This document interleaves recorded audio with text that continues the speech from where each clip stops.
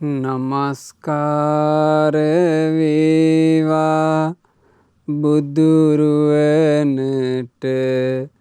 සැමදා බුදු හිමි සරණ යමි. නමස්කාර වේවා ධම්රුවනට සැමදා සදහම් සරණ යමි. නමස්කාර වේවා සංඝරුවනට සැමදා මහා සංඝ සරණ යමි. නමස්කාර වේවා තුනුරුවනට සැමදා තිසරණ සරණ යමි. සාදු සාදු සාදු. මාගේ ගුරු දේවෝත්තම පරම පූජනීය පින්වත් ලොකු ස්වාමීන් වහන්සේට ගෞරවාදර වන්දනාව වේවා. සාදු සාදු සාදු. සදහවත් වාසනාවන්ත පින්වතුනේ, ඒ යමා නිවන් දුටු අරහත් තෙරණිවරු මේ දේශනා මාලාවේදී අපි ඉගෙන ගන්නේ ගෞතම සම්මා සම්බුද්ධ ශාසනයේ තමන්ගේ ජීවිතයේ අමා නිවනේ සනසාගත් මහා පින්වන්ත කාන්තාව රහත් තෙරණිවරු ගැන.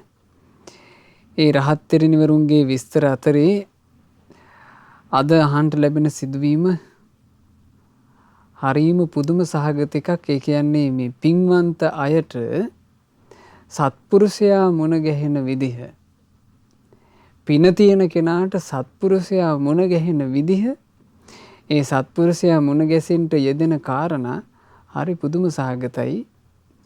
අපිට හිතාගන්නවත් බෑ ඒ පින් තියෙන කෙනාට ඒ අවස්ථාව මුණ ගැහෙන්නේ කොයි ක්‍රමයකටද කියලා.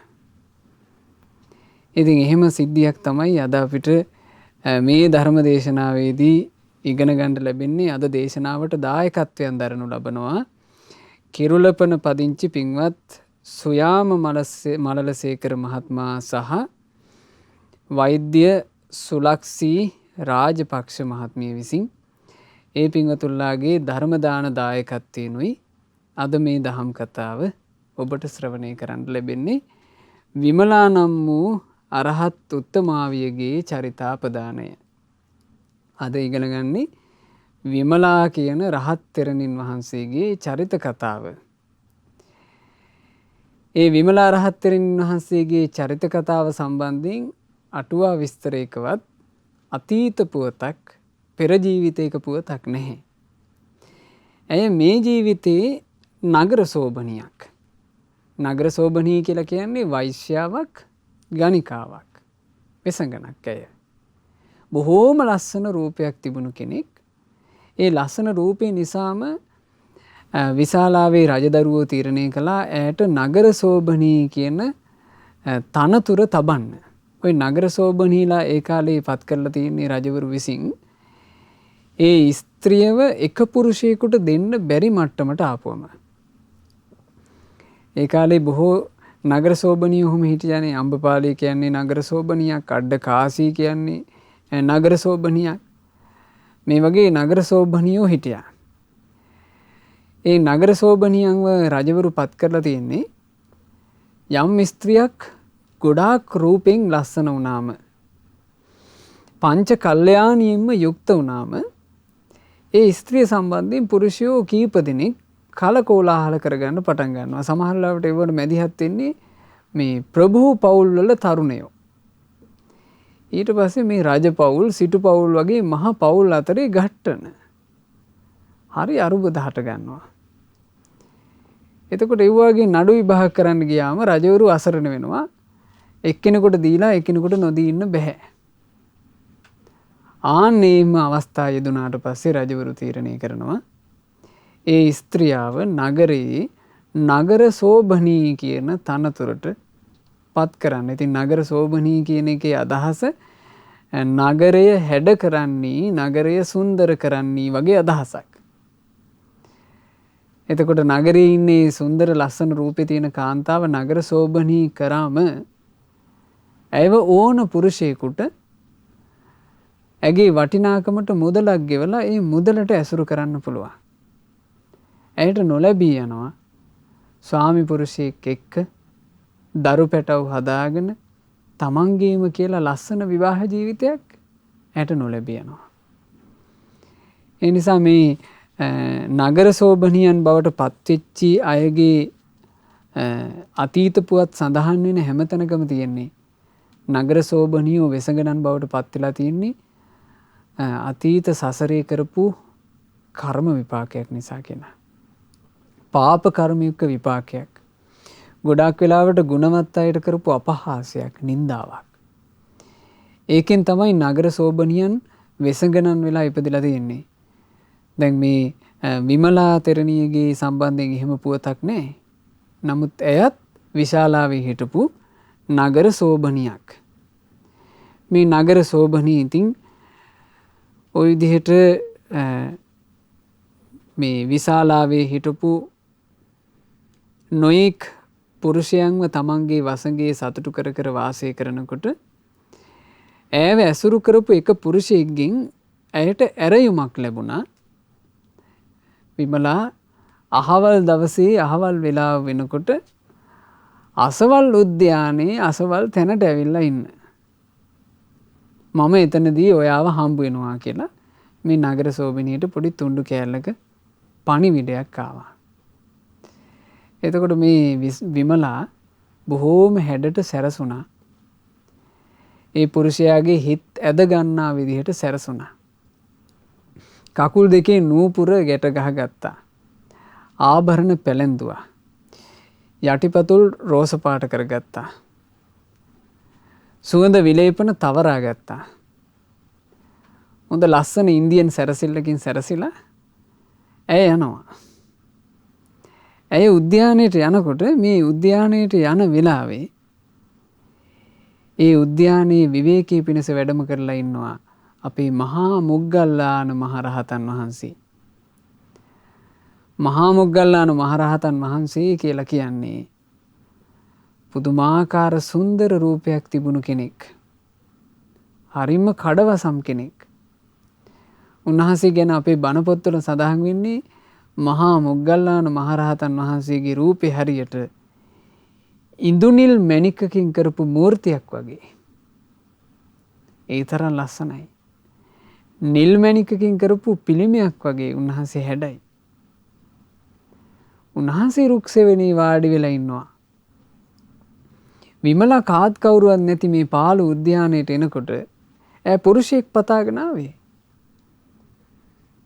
ඇයට ඇස් අදහාගන්න බැරි තරම් කඩවසන් දේහධාරී පුරුෂයෙක් මේන රුක්සෙවණක සිවුරක් දරාගෙන ශාන්තව දැස් පියාගෙන වාඩි වෙලා ඉන්නවා.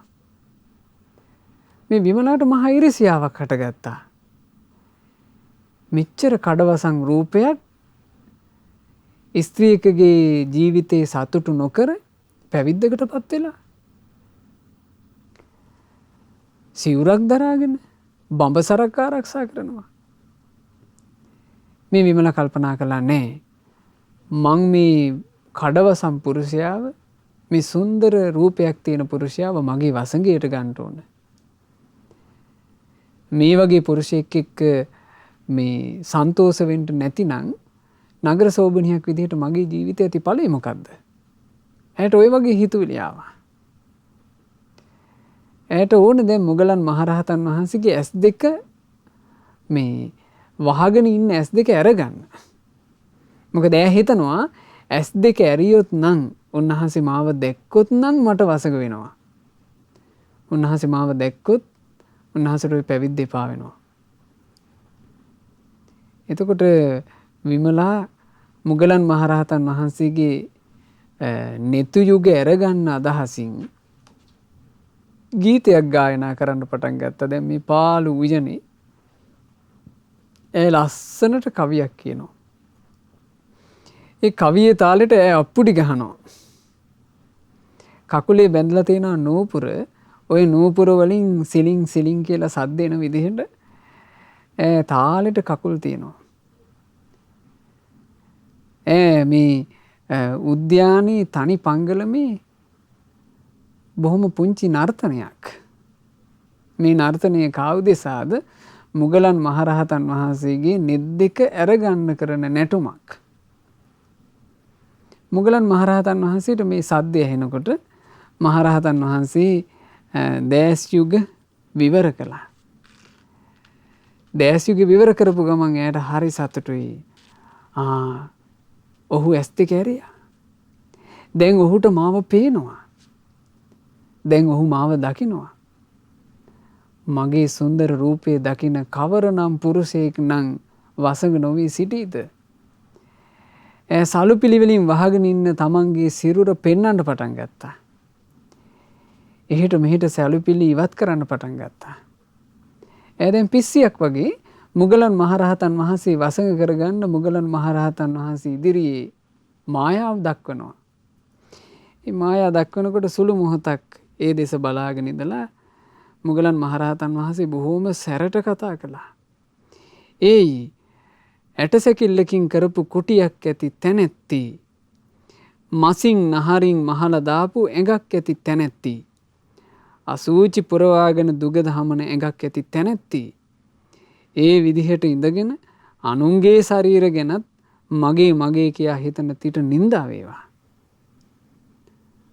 බොහොම තද වචනයක් එනවා. සිහින ලෝකයක ඉන්නකොට ඒ සිහින ලෝකයක ඉන්න තමන් හිතින් මවාගෙන ඉන්න පුරුෂයාගෙන් ඇයට එන්නේ බොහොම තද සැරපරුස වචන. හැබැයි මේ වචනවල තියෙනවා පුදුම අර්ථයක්. ඇටසැකිල්ලකින් කරපු කුටියක් ඇති තැනැත්ති. මේ ශරීරය කියන එක බාහිරින් මොන විදිහට නිර්මාණය වෙලා තිබුණත් හැම දෙනාගේ ශරීර අභ්‍යන්තරයේ තියෙන්නේ ඇටසැකිල්ලක්.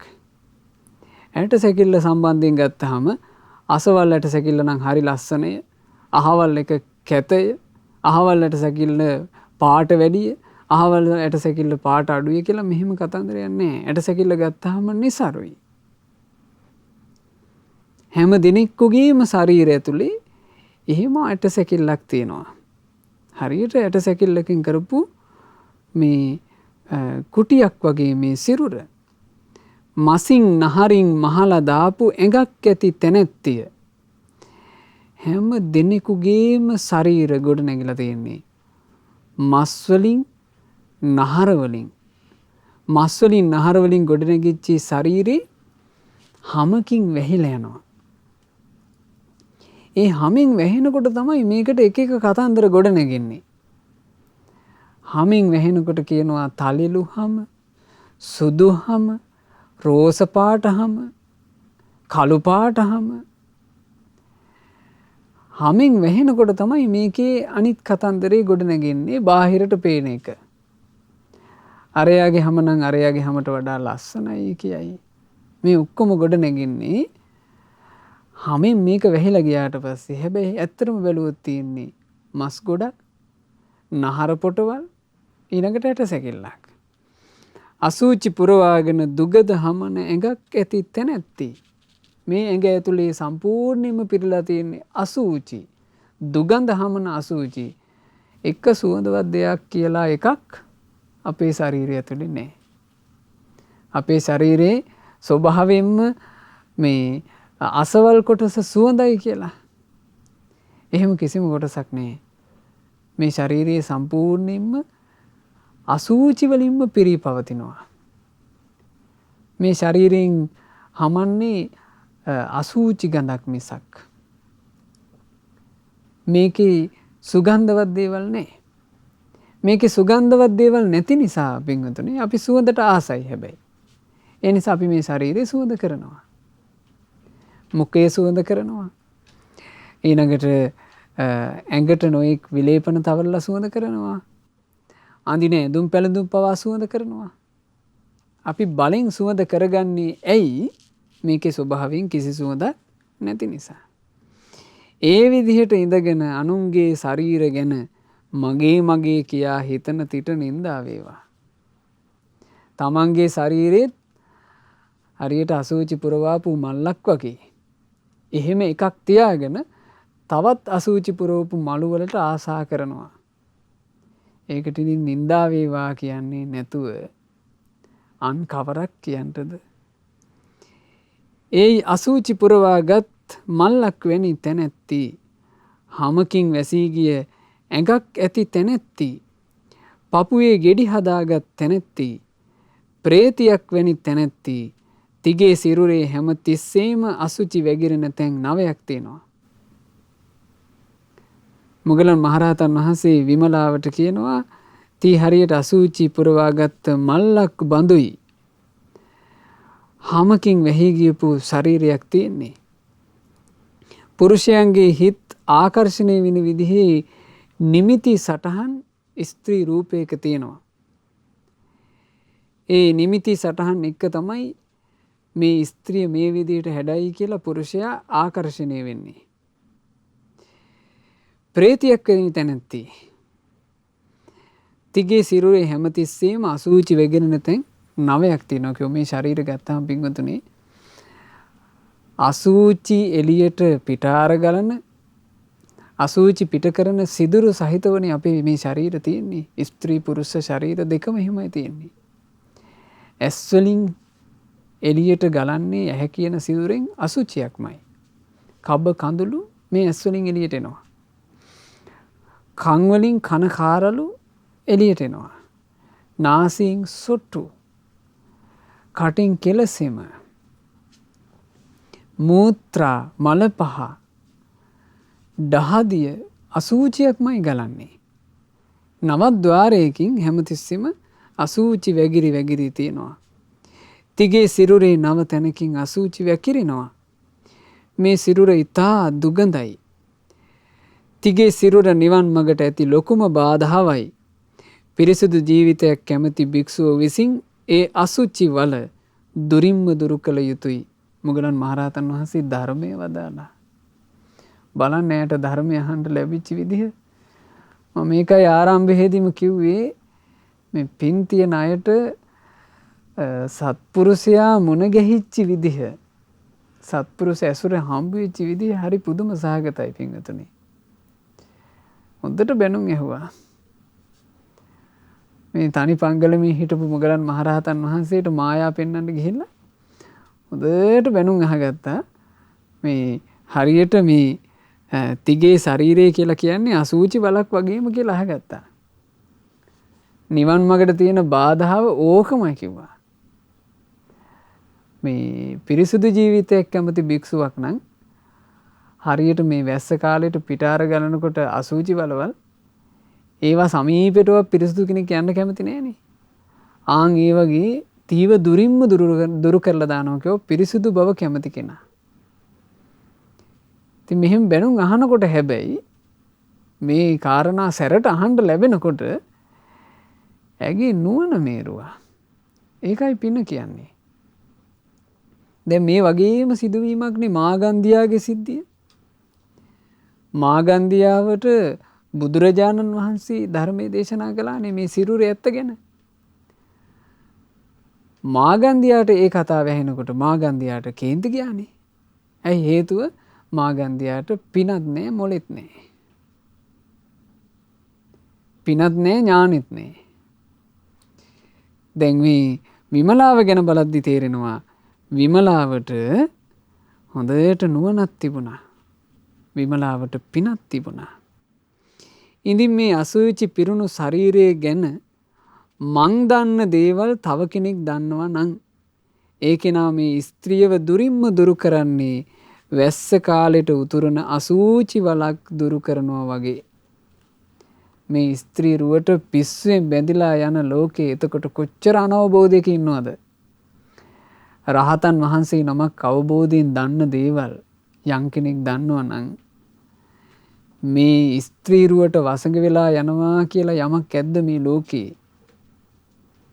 ඒක සම්පූර්ණයෙන් නැතු යනවා. පුරුෂයෝ ස්ත්‍රී රුවට පිස්සු වැටිලා යනවා කියලා එකක් තියෙනවනේ. ඒක තියෙන්නේ මානව බෝධය නිසා. ස්ත්‍රීන් පුරුෂයන්ට වසඟ වී යනවා කියලා එකක් තියෙනවනේ. ඒක තියෙන්නේ අනවබෝධයක් නිසා. අවබෝධය කියන එක එතන තිබ්බානම් පිංගුතුනේ එතන මේ තෘෂ්ණාවෙන් රාගයෙන් පිස්සු වැටෙනවා කියන කාරණේ පිහිටන්නේ නෑ. ඔය ඔක්කොම අහගෙන ඉඳලා මේ නුවණ තිබුණු පින තිබුණු ස්ත්‍රිය. ස්ත්‍රීන් අතරේ නුවණක් තිබුණු පිනක් තිබුණු ස්ත්‍රියක් වන විමලාව. නැත්නම් දැන් මේ ටිකත් අහගෙන හිටියා නම් මේ නුවණක් නැති පිනක් නැති ස්ත්‍රියක් මේ හාමුදුරුවෝ කරන්නේ මේ බණට මේ කාන්තාවන්ට බයින් එක නොවේ කියලා මේවටත් ප්‍රශ්න හදා ගන්නවනේ.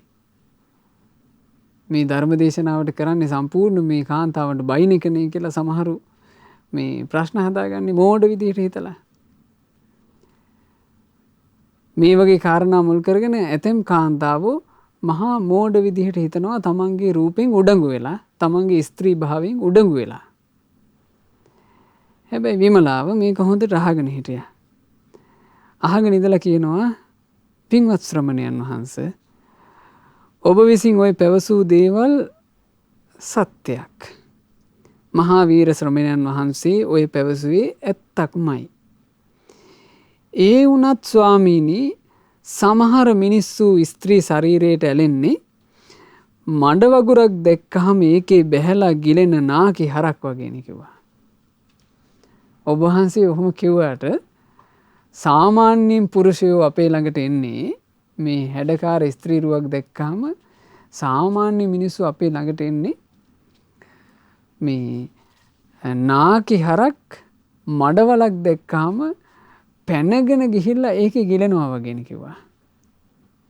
එතකොට මුගලන් මහරහතන් වහන්සේ වදාලා එතකොට සාමාන්‍ය ලෝකයාගේ හැටි විමලාව හොඳට තේරුම් ගන්න තිබුණා. මුගලන් මහරහතන් වහන්සේ වදාලා කවුරු හරි කෙනෙක් කහපාටින් හරි වෙනත් පාටකින් හරි මේ ආකාශයේ සායම් කරන්නට හිතුවොත් ඒ කෙනාට ඒක මහා වෙහෙසක්. කවුරු හරි පාට ටිකක් අරගෙන ලැහැත් වෙනවා අහසේ චිත්‍රයක් අඳින්න. අහසේ අවකාශයේ චිත්‍ර අඳින්න බෑනේ. ඒක කරන්න බැරි දෙයක්. ඒක මහා වෙහෙසක්. මගේ හිතත් ආන්ගේ ආකාශය වගේ අභ්‍යන්තර ජීවිතය තුළ සිත සමාධිමත්වයි තියෙන්නේ. ඒ නිසා මෝඩ ගෑණියේ මහා ගිනි ජාලාවකට පනින පළගෙටියෙක් වගේ මාත් එක්ක ගැටෙන්න ඇවිල්ලා විපතටපත් වෙන්න නම් එපා. ඒ කිව්වේ මොකද්ද? සාමාන්‍ය පුරුෂයෝ ගණේහිලා මාව සලකන්න එපා කිව්වා. මම හරියට අහස වගේ. අහසේ චිත්‍ර අඳින්න බෑ වගේ කෙලෙස් සටහන් මුකුත් මේ හිතේ හිටින්නේ නැහැ කියන එකයි ඈට පැහැදුවේ. උන්වහන්සේ ධර්මයේ දේශනා කළා. පස්ස චිත්ත කතං බිම්බං අරුකායන් සමුසිතං ආතුරං බහු සංකප්පං යස්සනත්ථි ධුවං තිති. මේ ශරීරය ඇටවලින් ගලපලා හිටවලා තියෙන්නේ. රෝග පීඩා වැළඳෙන මේ ශරීරය ගැන මෝඩ ජනයා හිතන්නේ වෙන විදිහකට. ඒගොල්ලෝ මේ ශරීරයේ විසිතුරු විදිහට සරසනවා. නමුත් බැලිය යුත්තේ නම් මේ ශරීරයේ සැබෑ තත්ත්වය ගැනමයි. ස්ථීර කිසි දෙයක් මේ ශරීරේ නැහැ. හැබැයි මෝඩ ජනතාව කරනවා කියන්නේ නිතර නිතර මේ ශරීරේ සැරසීමෙන්ම සතුටු වෙනවා. ශරීරයේ සැරසීම ජීවිතේ ප්‍රධාන අංගයක් කරගන්නවා මෝඩ තැනැත්තා. සැරසිලි කර කර පවත්වන්න උත්සාහ කරනවා. ඒ පැවැත්වීම උදෙසාමනේ පින්වතුනි ලෝකේ නිර්මාණය වෙලා තියෙන්නේ. මේ කාරණේ අපිට තේරුම් ගන්න පුළුවන්. ඔන්න කලක් ගත වෙනකොට කළුවට තියෙන කොණ්ඩේ සුදු වෙනවා. එතකොට ලෝකේ අපි නිර්මාණය කරගෙන තියෙනවා සුදු වෙන කොණ්ඩේ ආයෙ වතාවක් පාට කරන්න ක්‍රම. ඊට පස්සේ මේ හැම රැලි වැටෙන්න පටන් ගන්නවා. ඔන්න හැම රැලි වැටෙනකොට අපි ඒවටත් නොයෙක් බෙහෙත් හේතු හොයාගෙන තියා ගන්නවා. මේ විදිහට මේක අමුතු විදිහකට නඩත්තු කරන්න උත්සාහ කරනවා මිසක් ඒ නඩත්තු කිරීම කියන කාරණෙම සතුට වෙනවා මිසක් ජීවිතය ගැන ඇත්ත හිතන්නේ නේ. අපි පින්වතුනි මේ ඇස් වලින් ලෝකේ දිහා බල බල සතුට වෙනවා. කාලයක් යනකොට වයෝවෘද්ධ භාවයේ විසින් මේ ඇස් ටිකෙන් ටික දුර්වල කරන්නේ නැද්ද?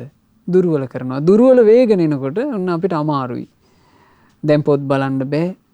දුර තියෙන ඒවා පේන්නේ ඔන්න ප්‍රශ්න එනවා. එතකොට අපි ගිහිල්ලා ඇස් පෙන්නනවා. ඇස් පෙන්නපුවම අපිට කණ්ණාඩි හදලා දෙනවා. කණ්ණාඩිය හදද්දී කණ්ණාඩිය කියන එකටත් තියෙනවා নানা ප්‍රකාර විලාසිතා. රාමු තියෙන කණ්ණාඩි තිබේ. රාමු නැති කණ්ණාඩි තිබේ. කළු පාට කණ්ණාඩි තිබේ. නිල් පාට කණ්ණාඩි තිබේ. නොඑක් කණ්ණාඩි. එතකොට ඒ කණ්ණාඩිය හදලා දුන්නට පස්සේ කණ්ණාඩිය දාගන්න මිනිස්සයාට කණ්ණාඩිය දානකොටම අමතක වෙනවා. මම මේ ඇස් පොට්ට වෙච්ච හින්දා කණ්ණාඩිය දාන්නේ කියලා. එයාට කණ්ණාඩිය දැමීම වෙනම විලාසිතාවක් බවට පත් වෙනවා.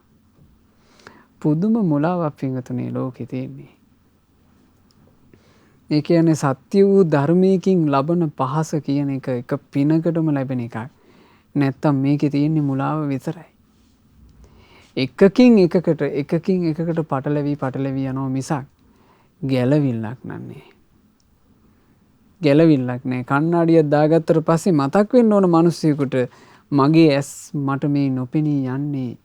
මං දැන් ජරා ජීර්ණ වෙනවා කියන එක. ඒක මතක් වෙනවා වෙනුවට වෙන්නේ කණ්ණාඩි දෙක දාගත්තට පස්සේ ඒක නා හිතනවා මේ කණ්ණාඩි දෙකට මං හරි හැඩයි නොවේ. ඉතින් මේක තමයි ලෝකයේ ස්වභාවය. හැබැයි ශරීරයේ විසිතුරු විදියට හැරසීම නෙවෙයි කියනවා කල යුත්තේ. මේ ශරීරය ගැන ඇත්ත ස්වභාවය බලන්න ඕන. මේකේ ස්ථිර මුකුත් නෑ. පස්සචිත්ත කතං රූපං මනිනා කුණ්ඩලේනච අට්ටිං තචේන ඕනද්ධං සහවත්තේහි සෝභති. මුතුමැණික් ආභරණ වලින් සැරසුවත්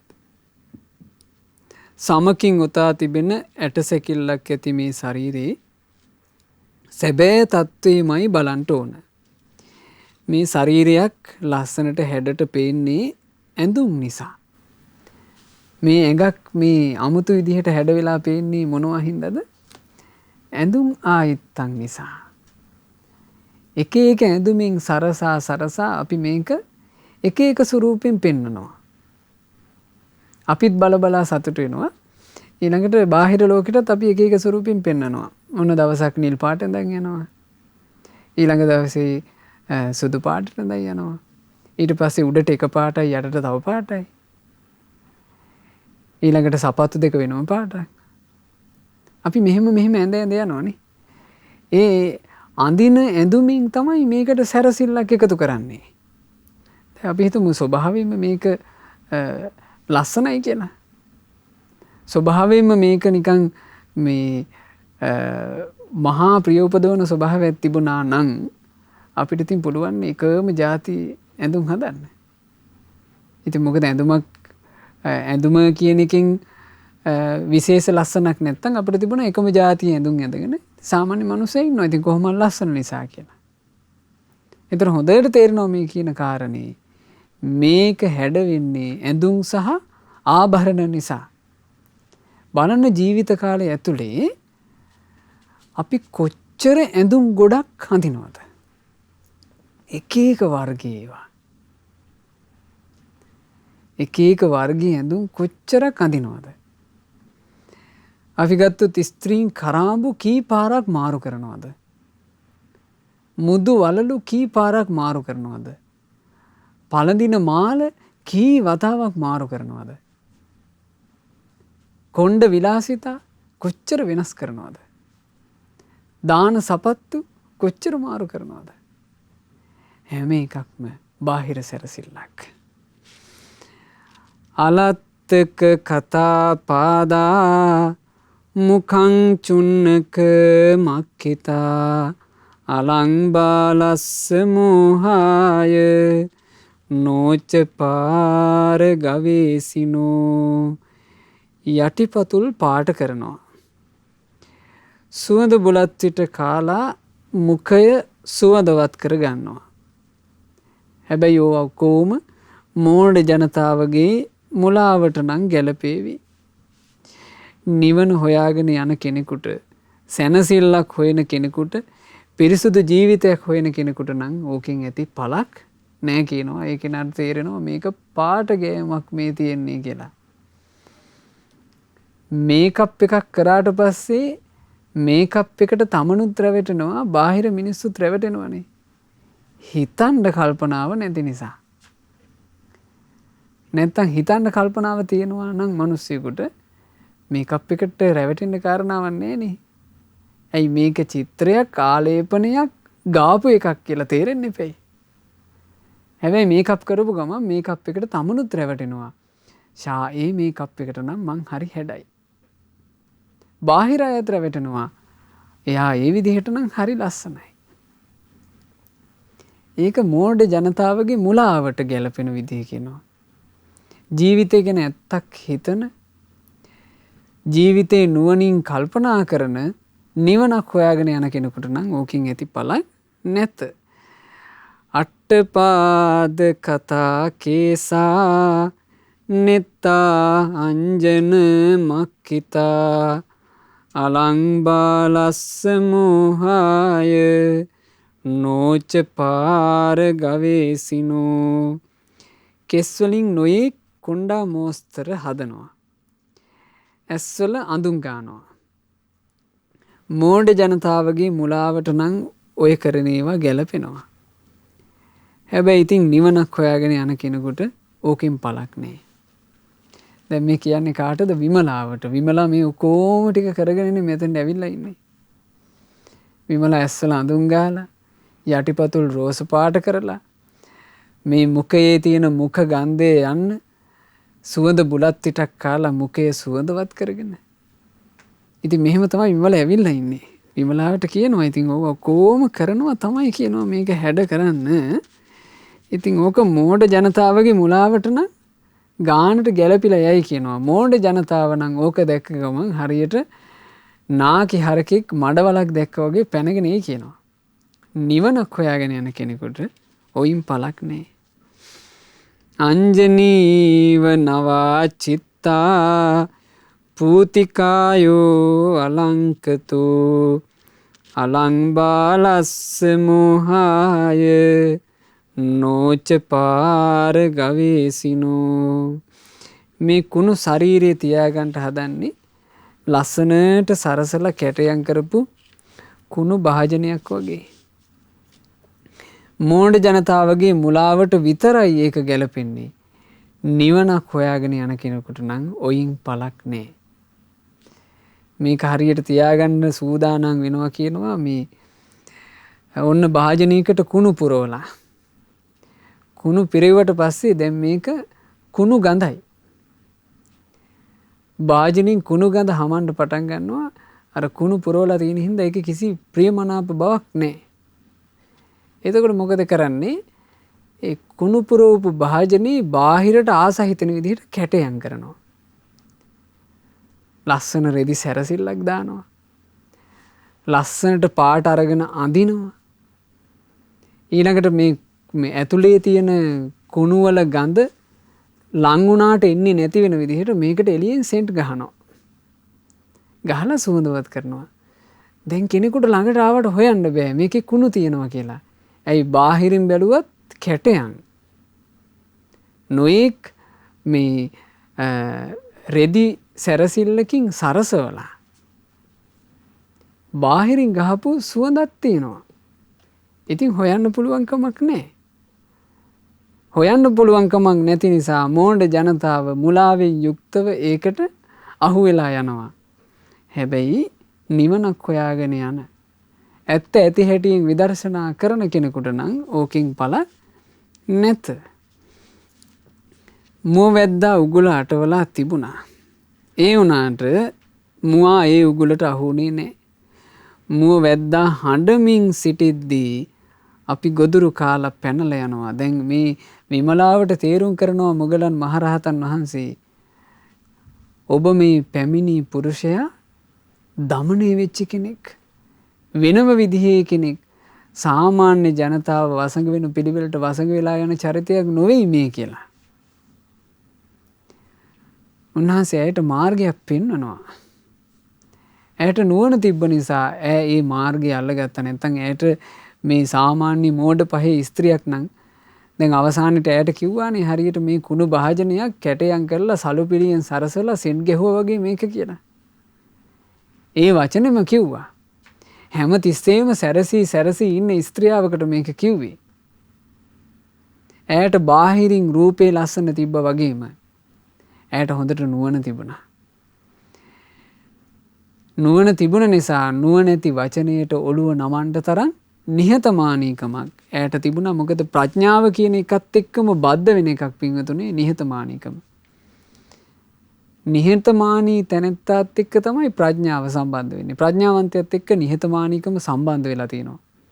ඒතකොට ප්‍රඥාව කියන එකෙන් වැඩෙන්න නිහතමානීකම තියෙන හින්දා වෙන්නේ පාත් වෙනවා. යහපත් වචනයට නැමෙනවා.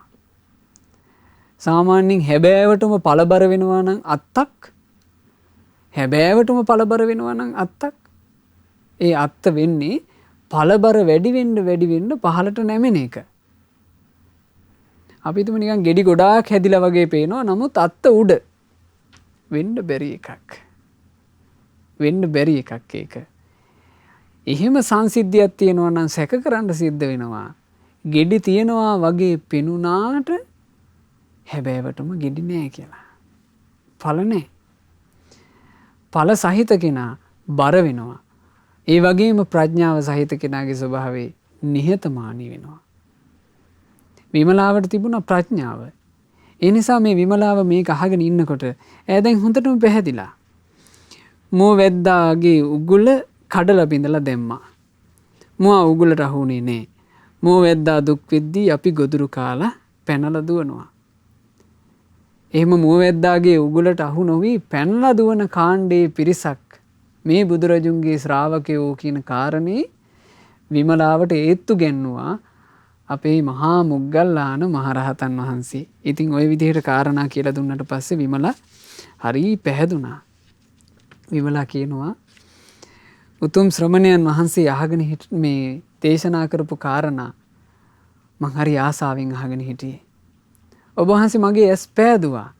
මං ඔබ වහන්සේ සරණ යනවා කිව්වා. එතකොට මොගලන් මහරහතන් වහන්සේ කියනවා ස්ත්‍රිය තීමාව සරණ යන්න එපා. මට මේ සරණ ලබා දුන්නේ තිලෝගුරු බුදුරජාණන් වහන්සේ.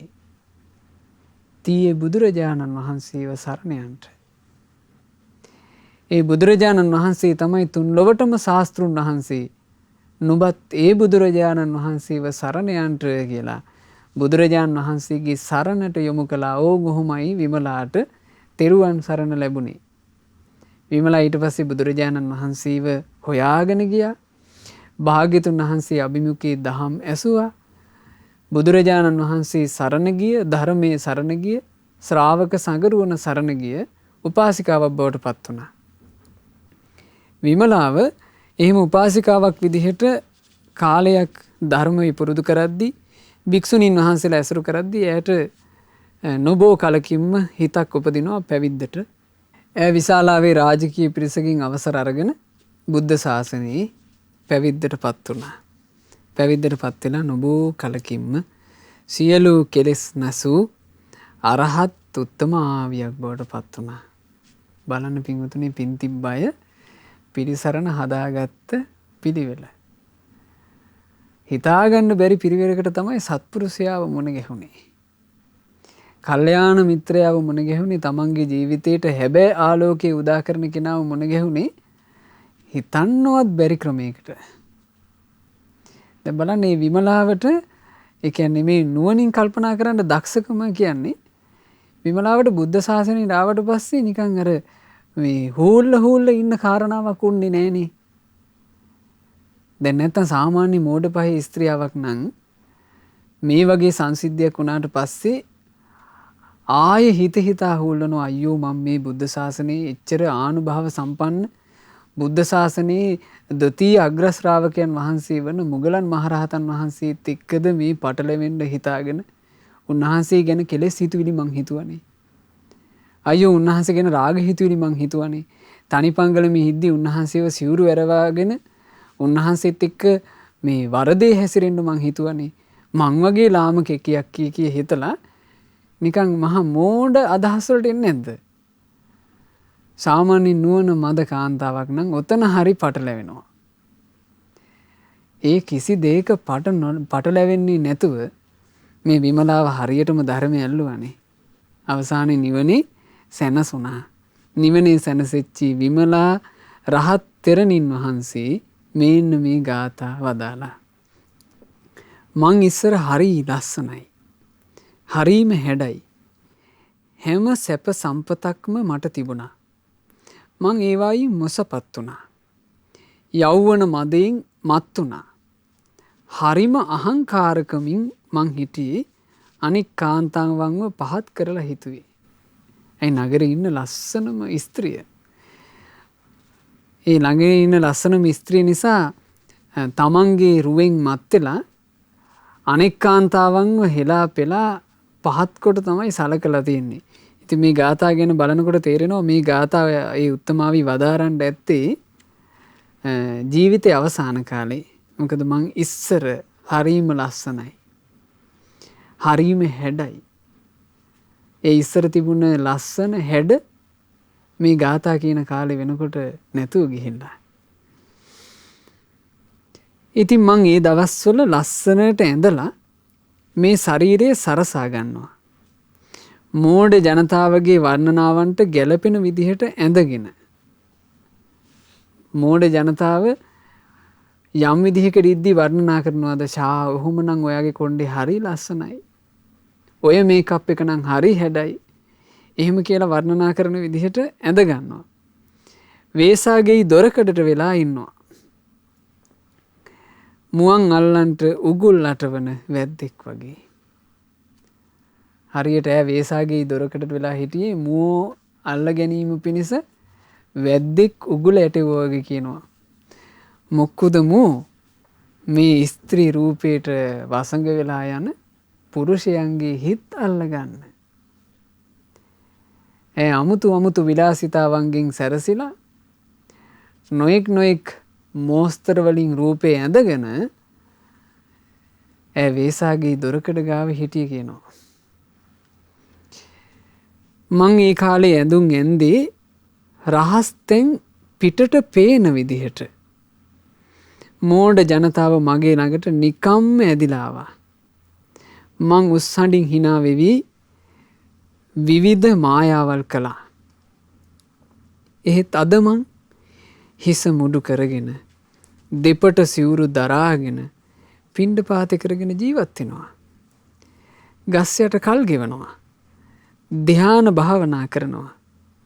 මට සමාධිමත් සිතක් තියෙනවා. බුද්ධ ශාසනය අසිරිය. බලන්න පිංගුතුනි මේ බුදු සසුනේ කෙලෙස් සහගත මාවතේ ගියපු අය අපායගාමී වැඩපිළිවෙලක ගියපු අය සම්පූර්ණයෙන්ම කෙලෙස් ඇවිස්සෙන පිස්සුවක් ඇතුලේ ජීවත් වෙච්ච අය බුදුරජාණන් වහන්සේ කියන මහා සත්පුරුෂ රත්නයේ ළඟට පැමිණිලා ජීවිතේ සම්පූර්ණයෙන් සපවත් කරගත්ත ලස්සන ඒ සම්පූර්ණයෙන්ම තමන්ගේ ජීවිතේ මේ පුරුෂයන්ව ඇද බැඳ ගැනීම පිණිසම මේ විදිහට මං ඇන්දොත් මිනිස්සු අහුවෙයි. ශරීරේ මේ තැන පෙන්නුවොත් මිනිස්සු මට කැරකිලා එයි කියලා එහෙම හිතලා කියනවා ඇඳුම් ඇන්දේ. එහෙම ඇඳුම් ඇඳගෙන අන් අයව මුසපත් කර අන් අයගේ හිත් මේ රාගයෙන් වසඟ කිරීම පිණිස උස්සඩින් hina වෙවි මායාවල් පෙන්න හිටපු ජීවිතයක්. හැබැයි සත්‍ය වූ බුදුදහම අහලා බුදුරජාණන් වහන්සේගේ සරණට පැමිණිලා ඇය දැන් ඉන්න විදිහ කියනවා. ඇය දැන් ඉන්නේ හරීම සතුටින් කියනවා. හිස මුඩු කරගෙන දෙපට සිවුර දනාගෙන පිණ්ඩපාත කරගෙන ජීවත් වෙනවා. දිව්‍ය මානුෂික හැම බන්ධනයක්ම මං නැති කරලා දැම්මා. හැම ආශ්‍රවයක්ම ගෙවල දැම්මා. මං සිහිල් වුණා. නිවිලා ගියා. ආන් එහෙමයි විමලා නම් වූ රහත් තෙරණින් වහන්සේ මේ ධර්මයේ වදාළ. ඉතින් මේ ධර්මයන් ගැන අපි හිත පහදවා ගන්න එක අපිටත් මේ සත්‍ය වූ නිර්මල වූ ධර්මය සත්පුරුෂ ඇසුර ලැබෙන්න ඒකාන්තයෙන් හේතු වෙයි. සත්පුරුෂ ඇසුරමයි පිංගුතුනේ පැතිය යුත්තේ මේ සසරේ. සත්පුරුෂ ඇසුර පැතුවොත් ඒ සත්පුරුෂ ඇසුරෙන් තමයි අපේ ජීවිතේ සැපයටපත් වෙන්නේ. හරියට සත්පුරුෂ ඇසුර ලැබුණා නම් ඒ සත්පුරුෂ ඇසුර ලැබුණාට පස්සේ ජීවිතේ පරිවර්තනය වෙනවාමයි. ඒකට හොඳ උදාහරණයක් මේ විමලා තෙරණියගේ සිදුවීම. සත්පුරුෂ ඇසුර හිතාගන්න බැරි විදිහකට ඇයට ලැබුණේ. හිතාගන්න බැරි විදිහට පුදුම සහගත සිදුවීමකින් සත්පුරුෂයා වැයට මුණ ගැහුණේ. හැබැයි මුණ ගැහිච්චි සත්පුරුෂයාගේ ඇසුර සලසා ගත්තා. ඇය තමන්ගේ ජීවිතේ හිතාගන්න බැරි විදිහට පරිවර්තනය කරගත්තා. නිවනේ සැනසුණා. ඉතින් මේ බුදුරජාණන් වහන්සේගේ ධර්මයේ ගැන හොඳට හිත පහදව ගන්න. රාගයෙන් පිස්සු වැටිලා දිනපතා රාගයෙන් පිච්චි හිටපු අයත් රාගයෙන් නැත්තටම නැති කළා බුදුරජාණන් වහන්සේගේ ධර්මය නිසා. ඒ නිසා අපටත් ඒ උතුම් ධර්මයේ හැසිරෙලා ඒ විමලා රහත් තෙරණින් වහන්සේ ඒ වගේම අනිකුත් රහත් තෙරණින් වහන්සේලා උතුම් රහතන් වහන්සේලා නිවී සැනසුන අමා මහ නිවන අවබෝධ කරන්නට වාසනාව ලැබේවා. සාදු සාදු සාදු. රැස් කළ සියලු පින් අනුමෝදන් කරමු අපි. සියලු දෙවිවරුන්ට සක්දෙවිඳුන් සතරවරන් දෙවිවරු ප්‍රධාන සියලු දෙවියෝ පින් අනුමෝදන්ව දෙවියෝ දිව්‍ය ආශීර්වාදයෙන් වැඩේවා, දිව්‍ය සැපයෙන් වැඩේවා. ඒ සියලු දෙවියන්ගේ ආශිර්වාද අප හැම දෙනාට දෙවියෝ සලසත්වා. දෙවියෝද සංසාර දුකින් අත මිදේවා. සාදු සාදු සාදු. රැස් කළා වූ සියලු පුණ්‍ය ධර්මයන් ගුරු දේවෝත්තම කල්යාණ මිත්‍ර පරම පූජනීය පින්වත් ලොකු ස්වාමීන් වහන්සේට අනුමෝදන් වෙත්වා. පින්වත් ලොකු ස්වාමීන් වහන්සේ නිදුක්ව නිරෝගීව දීර්ඝායුෂ සම්පත් ලබත්වා ගෞතම සාසනය තුල උතුම් චතුරාර්ය සත්‍ය ධර්මයේ පරිපූර්ණ වශයෙන්ම අවබෝධ කර ගනිත්වා. සාදු සාදු සාදු. රැස් කළා වූ සියලුම පුණ්‍ය ධර්මයන් අද දවසේ ධර්ම දානය සිදු කරන මේ පින්වතුන්ලාගේ නමින් මීට වසර 6කට පෙර මිය පරලෝ යන්ට යෙදුනා වූ ගාමිණී මලලසේකර පියාණන්ට පින් අනුමෝදන් වෙත්වා. මිය පරලෝ ගිය ධම්මිකා සහ ලලිත් වෛද්‍ය තිලක යන දෙපළට පින් අනුමෝදන් වෙත්වා. මිය ගිය ඉන්ද්‍රාණී සහ මහේන්ද්‍ර ජයසූරිය යන දෙපළටත් පින් අනුමෝදන් වෙත්වා. නමින් මිය ගියා වූ සියලු ඥාතීන්ට සියලු හිත මිත්‍රාදීන්ට පින් අනුමෝදන්ව ඥාතීන්ගේ පරලෝ ජීවිතේ සැපයටම පත්වෙත්වා. අපගේ ඥාතීන් මේ දුක් සහිත සංසාර ගමනින් ඊතා ඉක්මනින්ම නිදහස් වෙත්වා කියන ප්‍රාර්ථනාවෙන් පින් අනුමෝදනා සිදු කරන්න. ජූනි මාසයේ 30 වන දිනට ජන්මදිනයේ දෙන පින්වත් චිත්‍රා මලලසේකර මෑණියන්ටත් ජූනි මාසයේ 3 වන දින ජන්මදිනයේ යෙදෙන සුලක්ෂී රාජසූරිය මහත්මියටත් මේ මාසයේ 30 වන දින ජන්මදිනයේ යෙදුණු පින්වත් හිරාන් රාජසූරිය සහෝදරයාටත් මේ සියලුම පින්පෙත් අනුමෝදන් වෙත්වා. අනුමෝදන් වෙත්වා. අනුමෝදන් වෙත්වා. ඒ වගේම අද ධර්ම දානය සිදු කරන සුයාම මලලසේකර මහත්මයාගේ සහ සුලක්ෂී රාජසූරිය මහත්මියගේ මාස 3ක් වයස ඇති පින්වත් විවාන් මලලසේකර බිලිඳු පුතාට මේ සියලුම පුණ්‍ය ධර්මයන්ගේ ආශිර්වාදය සැලසේවා. ඒ විවාන් මලලසේකර පුතාට තෙරුවන් සරණින් සියලු දෙවි රැකවරණින් නිදුක් නිරෝග සුවයම සැලසේවා. දීර්ඝායුෂ සම්පත්තිය සැලසේවා. බුදුරජාණන් වහන්සේගේ ශ්‍රාවක පුතෙක් ලෙස සම්බුද්ධ ශාසනය පිළිසරණ ලබන්ට වාසනාව ලැබේවා කියලා අපි සෙත් ප්‍රාර්ථනා කරනවා. ඒ වගේම දීප්තිකා සහ අශාන්ත ජයසූරිය යන දෙමාපියන්ටත් පවුලේ හැම දෙනාටත් මේ සියලුම පුණ්‍ය ධර්මය වූ අනුමෝදන් වෙත්වා.